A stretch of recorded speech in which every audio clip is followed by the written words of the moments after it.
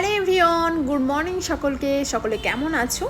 So আজকে একটা বিশেষ ব্লগ নিয়ে তোমাদের সঙ্গে চলে এসেছি।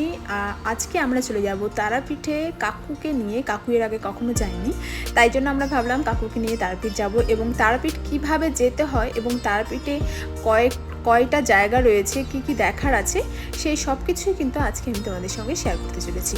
সো দেখতেই পাচ্ছ আমরা সকাল সকাল রেডি হয়ে নিয়েছি, আমাদের সকালেই ট্রেন রয়েছে এবং আমরা ট্রেনটা ধরে সোজা চলে যাব তারাপীঠ মন্দিরে বলছি সরি, আমরা আমাদের হোটেলে চলে যাব এবং সেখান থেকেই কিন্তু আমরা রেডি হয়ে তারপরেই কিন্তু তারা মায়ের দর্শন করব। এর আগে আমি বহুবার গেছি তারাপীঠে, সেটা হয়তো কাজের সূত্রে, এবং এর আগেও আমরা মা কাকিমারা মিলে সকলে গিয়েছিলাম। তো সেই সময় না আমি বাকি যে জায়গাগুলো রয়েছে তারাপীঠে সেগুলো কিন্তু আমার কখনো দেখা হয়নি, তাই তোমাদের সঙ্গে শেয়ারও করা হয়নি। সো আমরা চলে এলাম তারাপীঠে এবং এখান থেকে কিভাবে যেতে হয় সেটা তোমাদের বলে রাখি। এইখানে কিন্তু অনেক অটো রয়েছে, ম্যাজিক টাইপের গাড়িগুলো রয়েছে যেগুলোতে করে কিন্তু যাওয়া যায়। আর এই সাইডটাতে একদম স্টেশনের রাইট সাইডে যেতে গেলেই আমরা কিন্তু সেখানে অনেক গাড়ি পেয়ে যাব, এখান থেকে কিন্তু সেই গাড়িগুলো যায়। সো তারপরেই আমরা অটো ঠিক করে নিলাম এবং অটোতে করে আমরা চলে যাচ্ছি তারাপীঠে। আর দেখতেই পাচ্ছ এইটা হচ্ছে তারাপীঠের সিংহদ্বার বলা যেতে পারে। এইটা হচ্ছে গেট যেখানে তারা মায়ের মূর্তি রয়েছে এবং আমরা কিন্তু হোটেলের দিকে এগিয়ে যাচ্ছি এবং দেখতেই পাচ্ছ অটোতে বসে রয়েছি। সত্যি কথা বলতে ফ্যামিলির সঙ্গে যেতে গেলে খুবই ভালো লাগে। সো আমরা কাছে একটা হোটেল বুক করেছিলাম, সেখানে এসেই দিদা শুয়ে পড়লো, কারণ দিদার একটু খারাপ লাগছিল বলে। আর আমরাও ব্যাগ ট্যাগ রেখে সব কিছু গুছাচ্ছিলাম কোনটা কী করে। আমরা নন এসি ছিল কিন্তু আমরা এসি চালাইনি। আর এটা ছিল হোটেলের রিসেপশনটা। আর আমরা এখন একটুখানি ডাল ভাত খেয়ে নেব, কারণ কাকুকে তো না খাইয়ে রাখা যাবে না, দিদাকেও না খেয়ে রাখা যাবে না। সেই জন্য আমরা মাছ ভাত খাচ্ছি না, আমরা একটু নিরামিষ ভাত খেয়ে নেব এবং সন্ধেবেলাতেই আমরা মায়ের দর্শন করব। সো এখানে আমরা সবাই বসে পড়েছি, একদমই ফাঁকা ছিল, কেউ বোধহয় এখানে খায় না, আমরাই খাচ্ছি, কিন্তু খাওয়াটা কিন্তু ভালো ছিল। এই দেখো বেগুন ভাজা, ডাল, এই সমস্ত কিছুই কিন্তু আমরা অর্ডার করেছিলাম। সো তারপরেই কিন্তু আমরা রেডি হয়ে নিয়েছি। এখন দুপুর, তো দুপুরবেলায় আমরা বাকি জিনিসগুলো যে 7টা জায়গা রয়েছে দেখার, সেই জায়গাগুলো কিন্তু আমরা দেখব। আর যশোদা, এটা ছিল হোটেল যশোদা, তো সেখান থেকেই আমরা চলে যাব। আগে আমরা যেটা দেখব সেইটা হচ্ছে বামা ঠাকুরের বাড়িটা। সো এর আগে আমি তো আগেই ফার্স্টেই বলেছি, এর আগে আমি অনেকবার এসেছি, কিন্তু আমি কখনোই কিন্তু ওই 7টা জায়গা আমি দেখিনি, শুধু তারা মায়ের দর্শন করে চলে এসেছি। সো দেখতে দেখতে চলেই এলাম। জাস্ট তারাপীঠের ওইখান থেকে কিছুক্ষণ লাগে, 10-15 মিনিট। তারপরে কিন্তু আমরা বামাখ্যাপার এখানে চলে এসেছি। আর বামাখ্যাপার বাড়িতে ঢুকতে যাওয়ার আগে একটা মন্দির রয়েছে পাশে, কালী মন্দির, তো সেখানে একটু আমরা প্রণাম করে নিচ্ছি। তারপরেই কিন্তু আমরা চলে যাব বামাখ্যাপার বাড়িতে। সো ওই দেখো মেন রাস্তার পাশে রয়েছে কালী মন্দিরটা। আর তারপরে কিন্তু একটুখানি হেঁটে আমাদের চলে আসতে হচ্ছে বামাখ্যাপার বাড়িতে। সো দেখতেই পাচ্ছ এখানে কিন্তু মাটির বাড়ি রয়েছে, সেই পুরোনো দিনের সেই মাটির বাড়ি রয়েছে যেখানে বামাখ্যাপা থাকতেন। এবং সেই জায়গাটাকে দেখো এখন একটা দেখার জিনিস হয়ে উঠেছে। এখন সবাই বামাখ্যাপার বাড়ি দেখতে এখানে চলে আসে। সত্যি এখানে এসে কিন্তু ভীষণ ভালো লেগেছে। তারপরেই আমরা এখান থেকে চলে যাব সেই 7টা জায়গা দেখার জন্য, 7টা নয় 6টা জায়গা দেখার জন্য। আর সেটা দূরত্বটা কিন্তু অনেকটাই বেশি। সো আমরা টোটো করে এখানে চলে আসলাম, মোটামুটি 40 মিনিট তো লেগেইছিল টোটো করে আসতে। আর দেখতেই পাচ্ছ এখানে কিন্তু একটা বট গাছ রয়েছে এবং তারই পাশে একটা পুকুর রয়েছে। তো এখানে দেখার মেন জিনিসটা হলো এই পুকুরের নিচে কিন্তু মন্দির রয়েছে।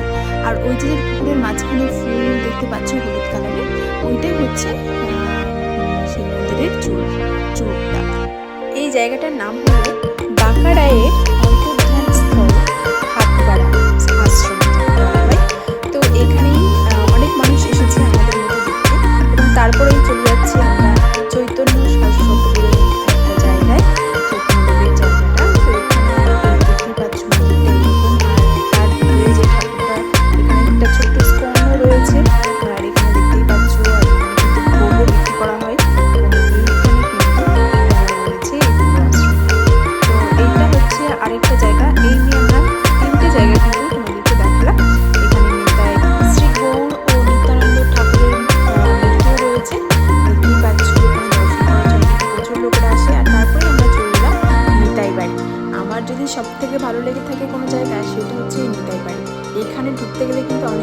রেস্ট্রিকশন রয়েছে, এখানে ফোন নিয়ে যাওয়া কিন্তু অ্যালাউ নয়, ফোনটাকে রেখে নিয়ে তারপরে যেতে হবে। আর ওইটা হচ্ছে মেন মন্দিরটা।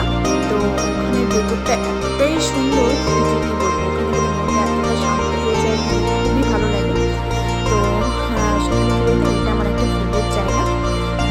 আর এইখান দিয়ে সোজা মন্দিরে ঢুকতে হয় না, একটা সাইড দিয়ে যেতে হয়, ওইখানটায় আমরা ফোনটাকে রাখি কাউন্টারে, এবং ওই সাইড দিয়ে কিন্তু আমরা চলে যাবো সেই মন্দিরের ভেতরটা।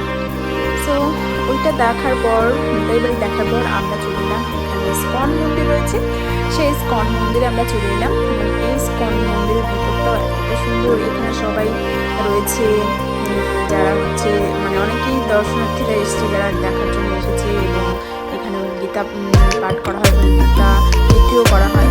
সো এই দেখো আমি ভেতরে চলে যাচ্ছি ইস্কন মন্দিরের ভেতরে।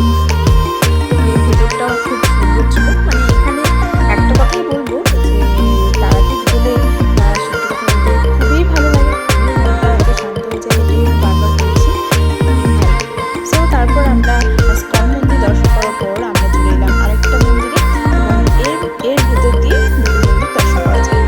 সো এই একটা মন্দিরের ভিতরে আমরা দর্শন করছি, এই একটা মন্দির রয়েছে, এবং এরপরে যেখানে রয়েছে এটা এখানে ভেতরে ছবি তোলা নিষেধ ছিল বলে আমরা ছবি তুলতে পারিনি, আরেকটুখানি এগিয়ে গিয়ে এই আরেকটা মন্দির ছিল, তো সেখানে আমরা দর্শন করছি। এই ছিল মন্দিরের ভেতরটা, এবং এইখানে এই লোকটা এত ভালো গান করছিল যে কি বলবো। তো আমি দিদাকে বললাম, দিদা তুমি কিছু লোকটাকে দিয়ে আসো, তো দিদার হাত দিয়ে আমি লোকটাকে কিছু দেওয়া করলাম। তো এত ভালো গান করছিল, এইসব মানুষকে দেখলে না সত্যি রেসপেক্টটা বেড়েছে। তো তারপরেই আবার আমরা টোটো করে চলে গেলাম। আর সত্যি কথা বলতে রোদ কিন্তু খুবই ছিল, এই রোদেই আমার মুখে এমন ট্যান পড়ে গেছে, এই রোদের মানে দুপুর টাইমে আর এত রোদ, আর এই রোদের মধ্যেই আমরা ঘুরেছি, কারণ টাইম তো নেই এখানে, আমাদের একদিনই স্পেন্ড করবো আর তারপরেই আমরা চলে যাবো কোথায় শান্তিনিকেতন। সো তারপরেই আবার আমরা এসে খানিকক্ষণ রেস্ট করে বিকেলেই আবার সন্ধ্যাবেলায় আমরা রেডি হয়ে নিয়েছি মন্দিরে যাওয়ার জন্য। আর আমি একটা শাড়ি পরে নিয়েছিলাম, আর কাকিমা শাড়ি পরেছে লাল পাড় সাদা শাড়ি, আর আমি একটা কালো লাল পাড় শাড়ি পরে নিয়েছিলাম। এবং তারপরেই দেখতে পাচ্ছ আমরা ভিতরে কিন্তু প্রবেশ করে নিয়েছি, মন্দিরের যাওয়ার পথে আমরা ঢুকে পড়েছি। এরপরই আমরা কিন্তু আমাদের কিন্তু হোটেল থেকেই একটা পুরোহিত মশাই ঠিক করে দেওয়া হয়েছিল, সেই পুরোহিতটাই মন্দিরের ছেলেটা পুরোহিত, তো উনি আমাদের একটা দোকানে নিয়ে এসেছিলেন, এবং সেখান থেকেই আমরা ভোগ সব নিয়ে বাট এই বড় মালাটা কিন্তু আমরা নিয়েছি, কারণ আমরা অনেক দিন থেকে এসেছিল এরকম একটা বড় মালা হবে যেটা নিয়ে মায়ের কাছে যাবো, কিন্তু যতবার এসেছি এরকম মালা কিন্তু কখনোই না হয়। এবার কাপড় ছিল তাই জন্য নিয়ে নেওয়া হলো। সো ওই দোকানে আমরা জুতো রেখে ফুলের মালা নিয়ে এসে এখানে চলে এসেছি। আর কাপড় যেহেতু গরম একদমই সহ্য হয় না, সেই জন্য কিন্তু আমরা লাইনে দাঁড়ানোর রিস্কটা নিয়ে আমরা টাকা দিয়ে ঢুকে পড়েছি, 500 টাকা দিয়ে আমরা কিন্তু আগে আগে ঢুকে পড়েছি। সো আরতি করা হচ্ছিল, মাকে খাবার দেওয়া হচ্ছিলো, তো খাবার দেওয়ার পরেই এবার আমরা দর্শন করে নেব। আর এই দেখো আমরা কিন্তু মন্দিরের ভিতরটাই এসে পড়েছি, এবং আমাদের মতো অনেকেই রয়েছে যারাও কিন্তু টাকা দিয়ে ঢুকছে। সো এবার এই দেখো মায়ের পায়ের ওখানে মন্ত্র পড়া হবে, এটা আগেও বোধহয় আমি তোমাদের এতটা কাছ থেকে দেখাতে পারিনি, এবার আমি যেরকমভাবে দেখাতে পারছি। তো আমার তো তারাপীঠ যাওয়া মোটামুটি 5 বার হয়ে গেল, আরও যাবো, আরও অনেকবার যাবো, কারণ যতবারই যাই আমার খুবই ভালো লাগে। সো এখান থেকে আমরা মন্ত্র পড়ে নিয়ে তারপরে কিন্তু আমরা মায়ের দর্শন করবার, দেখতেই পাচ্ছ যে কত ভিড়, সেদিনে একটু বেশি হচ্ছে, প্রচুর ভিড় ছিল। সো এখান থেকে মন্ত্র পড়ে নিয়ে আমরা মায়ের পায়ে আলতা ঢেলে নিলাম, তারপরেই কিন্তু আমরা মায়ের দর্শন করব, তারপরে আমরা মায়ের আশীর্বাদ নেব। আর এইটা আমার কাকিমারই বিশেষ করে ইচ্ছে ছিল যে আমার কাকুকে একবার নিয়ে আসবো মায়ের দর্শন করাতে। সো অলরেডি কিন্তু ভিড় বেড়ে গেল, আর এই দেখো আমি ভিডিওতে সবাইকে নিয়েছিলাম, আশেপাশে যারা রয়েছে কাকিমারাগুলো তাদেরকেও নিয়ে নিয়েছিলাম। তো আমি তো সবাইকে একবার বলবো যে একবার তারা মায়ের দর্শনটা করেছিল।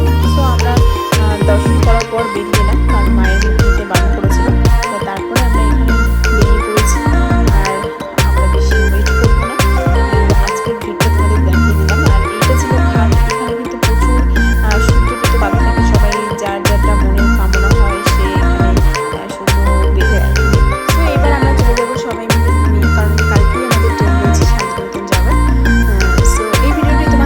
লাগলো অবশ্যই কিন্তু কমেন্ট করে জানিও, আর এই 7টা জায়গা তোমাদের দেখে কেমন লাগলো অবশ্যই কমেন্ট করে জানিও। সো দেখা হচ্ছে পরের ভিডিওতে, সঙ্গে থেকো, টাটা।